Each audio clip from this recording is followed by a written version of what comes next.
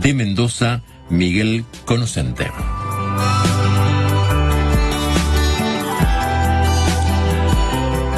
Miguel, buenas tardes. Antonio Rubia lo saluda. ¿Cómo está? Buenas tardes, Antonio. ¿Qué tal? Muchísimas gracias por aceptar la invitación, nuestra invitación a participar del programa.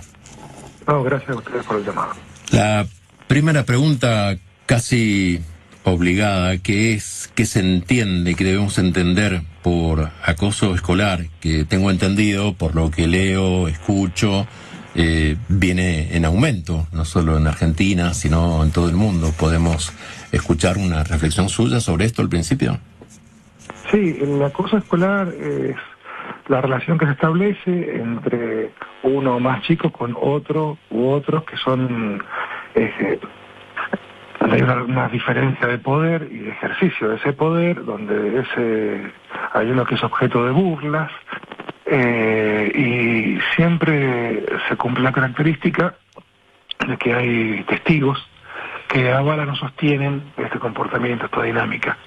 En general no se da el acoso escolar en soledad. Con una característica importante, nombrar los tres elementos. Y el otro elemento importante a considerar para que sea acoso es que esto tiene que durar en el tiempo, tiene que haber una persistencia. No entendemos que sea acoso cuando es un hecho aislado, cuando es una vez cada tanto, cuando es una rareza, una excepción. Sí, cuando esto es persistente, esto insiste con la misma víctima, el mismo chico o la misma chica, y puede ser tanto burlas directas, que pueden tener que ver con el cuerpo, con una diferencia, con la religión, con lo que sea, puede ser exclusión de grupos, por ejemplo, no invitar a reuniones que se hacen como cumpleaños, como festejos, etcétera, o también la exclusión repentina de ámbitos en donde sí estaba antes. Ejemplo, se juntaban, no sé, algunos días del fin de semana, 5 o 6 chicas en la casa de alguna a jugar, y de repente a alguna de ellas se la excluye, no se le avisa más de esa reunión.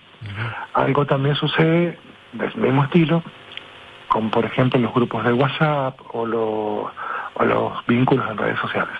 Por eso el lema de este año habla sobre todo de las redes, de estar seguros en la era digital. Escuchándolo hablar, Miguel, lo que usted nos cuenta raya prácticamente en la humillación de una persona, ¿o me equivoco? Sí, tiene que haber, como decía al principio, una diferencia de poder, y ese poder se ejerce. Siempre, o sea, generalmente va por la vía de la humillación, o de poner al otro en menos valor frente al resto. Y por eso destaco una vez más el rol de los terceros. Son terceros participantes aunque callen, porque el callar también sostiene la dinámica. Otras veces participan, ¿sí? Otras veces hasta incentivan. Incluso en las redes también. Son aquellos que son testigos de un scratch, por ejemplo, que se hace en una red social, contra algún chico o alguna chica, y testigos pasivos pueden ser, pero que dan vistas, o testigos que hacen comentarios o dan likes, etcétera. A ver, usted habla de gente que, incluso alienta este tipo de actitudes. ¿Podemos hablar de que existe también, no sé si cabe el término, una especie de acosador pasivo? En los textos no se los nombra así, pero sí es cierto que son fundamentales como participantes dentro de la escena. Por eso se trabaja muchas veces en prevención, instando a aquellos que funcionan como testigos a que dejen de hacerlo o a que intervengan para frenar la dinámica. Pues hay una frase que nosotros usamos trabajando en estos temas, que es el silencio duele. Porque justamente a veces se piensa que que yo no participo, no tengo nada que ver, pero sin embargo soy parte de la escena. Entonces sí participa como testigo, participa, y ser testigo también avala en algún punto la escena. Yo escuché hace un tiempo el testimonio de un ex jugador de básquetbol español, Iñaki Zubizarreta, un genio del básquet, donde él contaba su experiencia, no sé si la conoce, cuando tuvo 11 años, bueno, contaba que lo veían como un hombre grande y que se comportaba como un niño, en realidad era un niño. La profesora lo dejaba bastante al margen de todas las situaciones porque le decían que él podía hacerle algo a alguien, daño a algún alumno, entonces lo castigaron todo un ciclo escolar con no salir al recreo. Él lo cuenta ahora de grande y dice que lo que extrañó ahí fue peor lo que le pasó, ¿no? Después vino una etapa bastante trágica. Él cuenta que lo que echó de menos en ese momento eran las voces que lo defendieran. Sobre eso estaba usted haciendo una observación recién también. Sí, y ahí usted incluyó un elemento que también es importante destacar, que es la presencia y el rol de los adultos significativos, aquellos adultos que tienen alguna función en relación con los chicos. Es de vital importancia. Dos cosas: que los adultos que están en funciones, en este caso un docente, estén atentos frente a estas situaciones que pueden estarse sucediendo en el aula, en el patio, etcétera, y que a la vez intervengan. ¿Por qué digo las dos cosas? Porque muchas veces escuchamos, yo no me di cuenta, pensé que eran cosas de chicos, y este tipo de reflexiones que son más bien formas de justificar la evitación de una intervención. Sí. Y es vital que intervengan, porque es parte de la función también.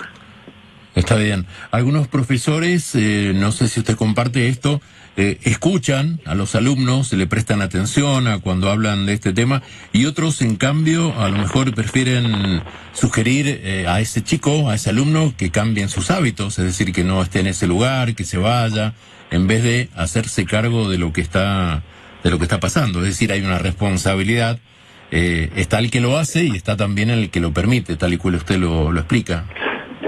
Todos aquellos, para hacer ahí una reflexión un poco más general, todos aquellos que participan sabiendo algo en relación con lo que está sucediendo y no intervienen son cómplices, son quienes sostienen que esto se perdure en el tiempo. Entonces, son ellos también quienes pueden intervenir para que esto termine, para que esto se interrumpa, para que esta secuencia no prosiga. Y es fundamental. La Dirección General de Escuela aquí en la provincia de Mendoza Sí. Ha establecido hace unos días una resolución donde se le va a dar a los docentes, a los preceptores, a los celadores, la gente que interviene en las escuelas, una formación obligatoria para que tengan, digamos, algunas nociones a la hora de intervenir sobre estos temas. Ah, qué bien. ¿Cómo es esto, Miguel? ¿Nos puede dar algunos detalles? Esto que le comentaba, así como se hizo con la ley Micaela en todo el país. Exacto. Es un modelo similar, sí, donde es un curso autogestivo que hay que aprobarlo. También la evaluación es autogestionada, donde se dan elementos teóricos, casos, para que la gente pueda pensar y pensarse en su rol a la hora de poder intervenir, y también para contribuir a la prevención, que a mi entender es la clave. La prevención. La prevención, sí, es clave, y la prevención va mucho más allá de establecer 2 o 3 acciones una vez y cada tanto, hablemos del tema y punto. No, la prevención implica un montón de acciones concretas que tienen que sostenerse en el tiempo dentro del ámbito escolar, como por ejemplo establecer, por ejemplo, qué docentes van a estar en el patio en los momentos y qué conductas tienen que observar, a qué tienen que estar atentos, abrir canales de diálogo con los alumnos. ¿Para qué? Para que esto empiece a disminuir. A ver, algo así como se hizo, similar, no idéntico, pero como se hizo hace muchos años atrás con el tema de cuidar el medio ambiente, de la ecología, que uno tiraba un papelito en el piso y un hijo chiquito le decía a uno: papá, se te cayó el papelito. Bueno, sí. Eso es lo que se busca, es crear conciencia de que esto es una problemática que involucra a toda la comunidad escolar. Sí, porque se insiste, como usted dice, en que es un tema de todos, que es responsabilidad de todos, pero bueno, aparentemente los números, lo que veía publicado, dan cuenta de que Esto es bueno lo que nos dice usted que está haciendo Mendoza, porque leo información que habla que el 16% solamente de países del mundo cuentan con leyes educativas sobre acoso o ciberacoso. ¿Están relacionados el acoso escolar con el ciberacoso, Miguel? Sí, claro, es una forma distinta, digo, porque puede trascender el ámbito escolar, y sin embargo involucrar a los mismos actores. ¿Sí? Digamos, chicos que en el ámbito escolar, dentro de la escuela, quizás no se llevan del todo bien, pero sin embargo más o menos se respetan, y quizás en el ámbito digital, que es una dimensión de nuestra vida cotidiana hoy en día, allí sí pueden ejercer acoso para otros, contra otros. Y aquí ya se amplía la visión, y aquí es fundamental el rol que cumplen los padres. ¿Por qué? Y bueno, porque somos los padres quienes nos abrimos la posibilidad a los chicos de que tengan, digamos, una vida en lo digital. Por lo tanto, es nuestra responsabilidad poder ir monitoreando y hablando con los chicos a ver qué es lo que está pasando en esta vida digital. No sé, bueno, cómo hacer esta pregunta. Hoy, ¿qué se ve más, Miguel, o usted qué ve más en su trabajo cotidiano, periódico, el ciberacoso o el acoso escolar, es decir, in situ, en la escuela? ¿Se puede hablar de que algo esté por encima del otro? No, para mí son ámbitos, ambos ámbitos se desarrolla la vida, no solo de los chicos, de los adultos también.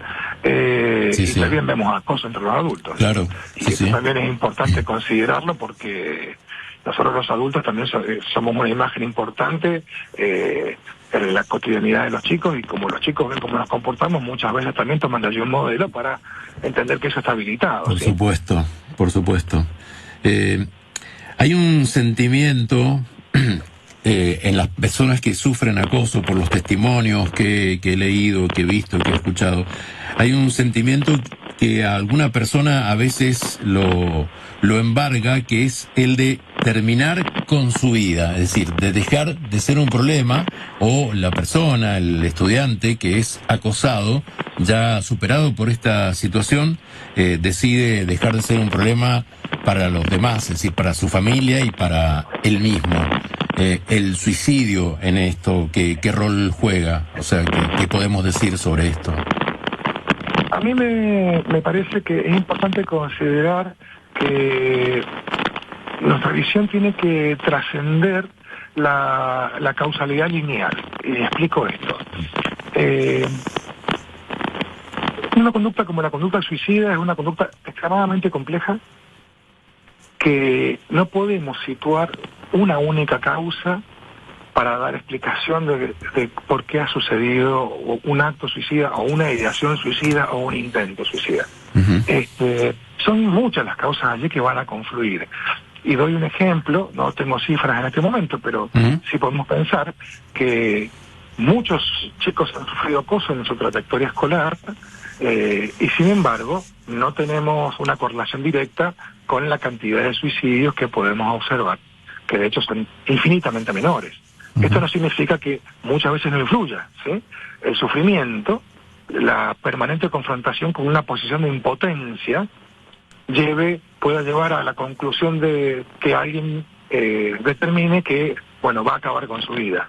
Ahora, seguramente hay muchas otras causas allí que se conjugan y que nos pueden dar luz sobre esta conducta, sobre todo cuando estamos hablando de un intento de suicidio, ¿sí? Porque sobre el intento de suicidio podemos operar, no sobre el suicidio consumado o no. Y la prevención del suicidio justamente tiene que ver con hablar, con poner en palabras el sufrimiento. ¿Por qué? Porque cuando nosotros no podemos poner en palabras el sufrimiento, cuando lo que cunde es el silencio, la probabilidad de que se realice un acto es alta. El acto puede ser de diferentes tipos, pero son actos que van a tener que ver con un despliegue de agresividad. Y esa agresividad puede estar puesta afuera, ¿sí? Y vemos por ahí episodios donde un alumno que era callado, que estos chicos que no mata una mosca, tranquilo, un día arma un lío terrible en una escuela, ¿sí? Que decimos explotó y nadie sabe por qué. O la agresión puede venir, puede desplegarse hacia el mismo sujeto, y entonces tenemos allí la ideación suicida, el intento suicida, o bueno, la comisión del mismo. Este caso que se registró en Mendoza hace un tiempo, unos meses atrás, de una chiquita que fue con un arma a la escuela, pudimos verlo a través de algunos videos, los medios de comunicación la mostraron. ¿Eso con qué tiene que ver? ¿También con la contención familiar, con el bullying, o es un tema totalmente distinto, Miguel? Yo no me metí mucho en el caso, pero sí sé que no ha tenido que ver con episodios de acoso escolar, sino más bien con alguna problemática preexistente en esta chica de salud mental, problemática de salud mental, que fue abordada en los primeros momentos, bueno, fue trasladada al NOTI, y según entiendo, en este momento está bajo tratamiento. Y también sé que previamente no había estado en tratamiento. Entonces allí quizás estuviéramos hablando de otra cosa. Bien. A propósito de esto, creció la preocupación por la salud mental de los jóvenes, según la información a la que accedo mirando, leyendo, después del COVID-19. Es decir, sí. Hace 2 años el lema de este día se centraba en la violencia escolar y la salud mental, es decir, poner fin al miedo, decirlo, como dice usted, porque el silencio no solo duele, sino también tiene sus consecuencias. Bueno, hablando de salud mental, ¿ese también es un trabajo al que están ustedes abocados o que tiene que ver con la tarea de ustedes? Sí, a ver, la salud mental es un aspecto de la salud que históricamente en Argentina ha sido relegado. La ley de salud mental recién surge, la ley nacional de salud mental recién surge en el año 2011 en la Argentina, y todavía cuesta muchísimo su aplicación plena. En provincias como la nuestra, como San Juan, muchas veces hablar de salud mental sigue siendo en parte uno de los temas tabú. La gente por ahí muchas veces se la sigue escuchando, que dice, no, bueno, si fue al psicólogo, fue al psiquiatra es porque está loco. No, la gente concurre a especialistas en salud mental porque tiene problemas, porque sufre. Y el sufrimiento es importante que pueda ser abordado por profesionales, y hago ahí, destaco este punto, porque hay una serie de disciplinas últimamente que se erigen como soluciones o como formas de abordar temáticas de salud mental que no tienen que ver con la ciencia ni con la formación, sino con las buenas intenciones, ¿sí? Sí. Incluso hasta el uso de inteligencia artificial como forma de consultar para problemas de salud mental. Exacto. Es solamente, y esto conviene aclararlo, solamente a título informativo. La IA no cura. Está buena la aclaración, porque justamente una de las preguntas que tenía hablaba sobre eso, el rol de la inteligencia artificial, de las redes, pero bueno, no sabía esto que dice usted, que también se podía consultar, o que hay gente que consulta a través de la IA sobre este tema, sobre la importancia. Claro, hay muchísima consulta en las inteligencias artificiales. Por problemática de salud mental. Hace poco hubo un caso, si yo mal no recuerdo, en Inglaterra, donde un chico con problemas graves de salud mental venía estableciendo un diálogo hace un tiempo con una inteligencia artificial, y la inteligencia artificial está diseñada para aprobar aquellas cuestiones que nosotros le planteamos. Por lo tanto, en algún momento este chico, volviendo al tema del suicidio, le planteó que pensaba que la solución a ese problema podía ser el suicidio, y la inteligencia artificial apoyó la idea, y terminó este chico con un intento de suicidio. Increíble. Digo, no es allí el lugar, ¿sí? La inteligencia artificial es una herramienta valiosísima para otra cosa. Bien. Justamente con el auge de la inteligencia artificial, las redes, el ciberacoso, la violencia de género en Internet, afectan únicamente, esto tomando en cuenta algo que dijo usted recién, a chicos, jóvenes, leí también que a muchos migrantes, o nos abarca a todos podemos caer en esa red, Miguel, se lo pregunto como neófito absoluto en la materia. Por supuesto que esto nos atraviesa a todos, de diferentes formas. Las poblaciones más vulnerables, como por ejemplo los chicos, tendrán mayor riesgo, pero estamos todos atravesados por esto de una u otra forma. Y la inteligencia artificial y las redes pueden ser herramientas muy útiles para muchas cosas, pero también puede ser una vía para el ejercicio de la violencia, de la agresividad, en todas sus formas, y lo vemos. Digo, no hay más que abrir cualquier red social y ver un poquito allí cómo interactúa la gente, y vemos allí cómo se vuelcan aspectos muy agresivos muchas veces, a veces sostenidos en el anonimato que una red social puede ofrecer, otras veces sin ni siquiera considerar el anonimato, ¿no? Total, la distancia nos separa, y la vida digital también tiene esta cuestión de que como no compartimos el espacio y no compartimos el tiempo cara a cara, bueno, entonces allí se puede hacer un despliegue de la agresividad distinto del que se puede hacer personalmente. Uh-huh. Todos estamos atravesados por esto. En base a su trabajo, a su experiencia, al día a día, ¿cuántos años lleva en esto, Miguel? Yo en la profesión llevo, creo que ya 27 años. Uh-huh. O sea, tiene experiencia y datos como para hablar del tema con autoridad, como lo está haciendo. Imaginar un mundo donde las escuelas sean, no sé, se me ocurre, lugares seguros, solidarios, para estudiantes, para profesores, para todos por igual.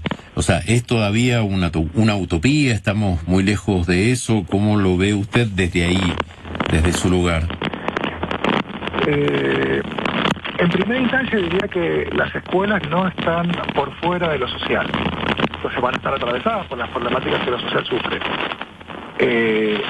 Y digo por otro lado que las escuelas, a mi modo de entender, son el lugar en donde el Estado puede intervenir para bien, justamente para mejorar aspectos de la sociedad. Uh-huh. Entonces, sí, podemos pensarlo como utópico, las escuelas como lugares seguros, pero sí es cierto que las escuelas pueden ser lugares mejores que el resto de lo social. Y desde ahí generar los cambios que lo social demanda, ¿no? De todos modos, las escuelas serán lugares mejores en tanto los adultos que participan, de las diferentes formas que participan los adultos en una comunidad escolar, se comprometan, estén y cumplan las funciones que tienen que cumplir. Sí, sí. Usted dice, el Estado puede intervenir. La pregunta es, ¿falta, según su visión, falta intervención del Estado? No, yo no digo que falte, digo que siempre es poca. Es como cuando uno trabaja en prevención, uno dice, bueno, hemos hecho un montón de acciones de prevención para tal temática y sin embargo sigue sucediendo. Sí, seguramente va a seguir sucediendo. El tema es que es cómo va a suceder y cuánto va a suceder. Uh-huh. La prevención tiene ese fundamento. ¿Por qué? Porque no apuntamos, la visión ingenua sería erradicar el fenómeno. Bien. Es una visión ingenua y es importante no caer en una visión ingenua. Es importante, ¿por qué? Porque si no, quedamos presos de la impotencia, entonces no vamos a operar. No, es muy importante que operemos en prevención y cada vez más en prevención. La prevención siempre va a hacer falta, a esto voy. Prevención del acoso, prevención del suicidio, prevención de los consumos problemáticos. Es importante que se trabaje el tema, que se discuta el tema, que se hable en las aulas del tema, que circulen estos temas.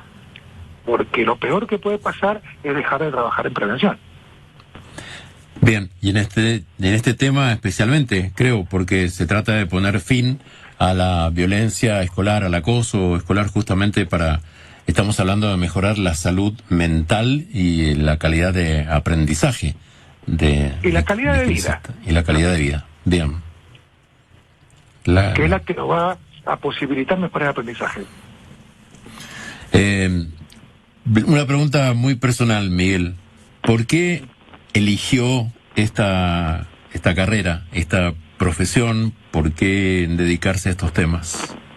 ¿Qué lo llevó a esto? A elegir la psicología, perdón. A ver, estas preguntas creo yo que se pueden contestar a posteriori, ¿sí? Si yo le dijese lo que pensaba a los 18 años cuando elegí la carrera, sería que te diría que casi por azar. De todos modos, vengo de una familia donde hay profesionales de la salud también, o sea que cierta determinación familiar ha habido. Uh-huh. A posteriori, yo que podría decir al respecto. Y es muy satisfactorio trabajar para intentar mejorar algunas de las condiciones, tanto en lo social como en lo individual, porque bueno, yo en mi caso también hago un consultorio, hago clínica, para que la gente viva mejor. Y uno cree que esa posibilidad se abre a partir del ejercicio profesional. Bueno, y ahí estamos, digamos, ¿sí? Miguel Conocente, licenciado en Psicología, ex titular de la Dirección de Acompañamiento Escolar de Mendoza, estuvo esta tarde con nosotros en la isla para hablar del Día Internacional contra la Violencia y el Acoso Escolar. Miguel, gracias. Fue simplemente una aproximación al tema, obvio que no se agota aquí. Queríamos conocerlo, conocer su experiencia. Gracias por los conceptos que nos deja en esta charla. No, gracias a ustedes por la llamada, por el espacio y gracias a la audiencia por escucharnos.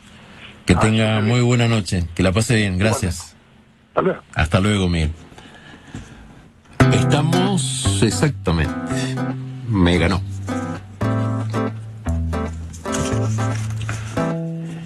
Estamos despidiéndonos. La isla está empezando a llenarse de agua.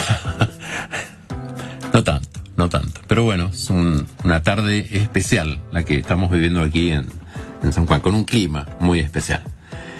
Nosotros empezamos a despedirnos. Tengo que darles las gracias a nombre de Marcelo Silva en el control de los sonidos, la puesta en el aire de la radio. Quien les habla, Antonio Rubia, en la conducción. Los invitamos para mañana, otra vez a las 7 de la tarde. Y como siempre decimos al final, gracias a nuestro invitado de hoy, al licenciado en Psicología Miguel Conocente, por su aporte a la isla. Las luces, como pasa cada tarde, empiezan a apagarse. Se encenderán otra vez mañana, seguramente. Aquí estaremos. Si quieren, nos acompañan. Que tengan una muy buena noche, que la pasen muy bien. Y gracias por todo.